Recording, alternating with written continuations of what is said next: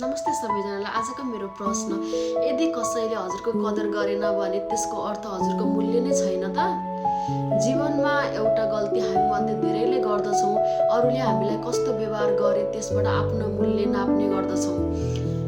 कसैले फोन गरेन, हामीलाई लाग्छ सायद हामी महत्त्वपूर्ण नै छैनौँ। कसैले धन्यवाद भनेन, हामी सोच्न थाल्छौँ हाम्रो प्रयासको कुनै अर्थ नै छैन। तर सत्य के हो भने अरूको व्यवहारले हजुरको मूल्य तय गर्दैन। हिरा बजारमा नचिनिन सक्छ तर त्यसको हिराको मूल्य घटाइदैन।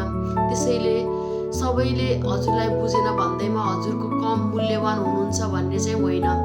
हजुरको इमान्दारिता, हजुरको माया, हजुरको राम्रो व्यवहार, यी सबैको मूल्य कसैले देखेन भने पनि त्यो कहिले पनि हराउँदैन। याद राख्नुहोस्,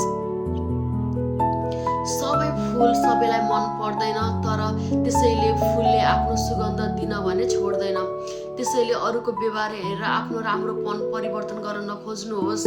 आफ्नो मूल्य आफै चिन्न सिक्नुहोस्, किनकि आत्मसम्मान अरूले दिने उपहार होइन, आफूले गर्ने एउटा विशाल निर्णय हो।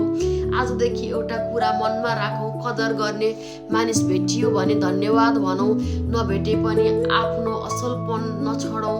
आफ्नो मूल्य अरूको व्यवहारबाट होइन, आफ्नो मूल्य र चरित्रबाट चिन्नुहोस्। धन्यवाद। कस्तो छ सुनेर आफ्नो प्रतिक्रिया दिन चाहिँ नभुल्नु होला। हजुरहरूको दिन शुभ रहोस्। बाई।